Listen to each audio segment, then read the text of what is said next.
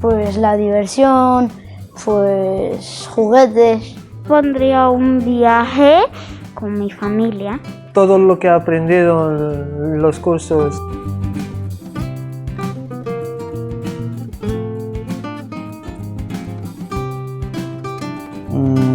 Cualquier objeto que no fuese mío que me hubiese regalado alguien a quien quiera, o cualquier objeto que sea de alguien que quiera. Salud, amistad, el fútbol. todo aquello bonito que hay en este planeta. La Navidad.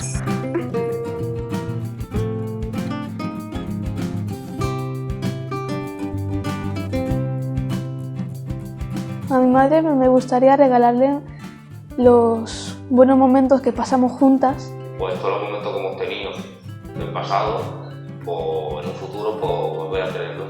Toda mi confianza en la gente a la que quiero, que eso es lo que más cuesta de dar.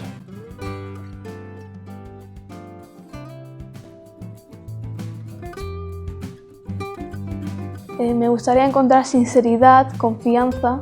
Quiero un amigo, puede ser sincero, ¿sabes? Serio, que te ama por ti, no te ama por otras cosas. Una pelota firmada por Messi. Un iPhone 12. Una carta que me diga que te quiere mucho, que me demuestre que me quiere o algo así.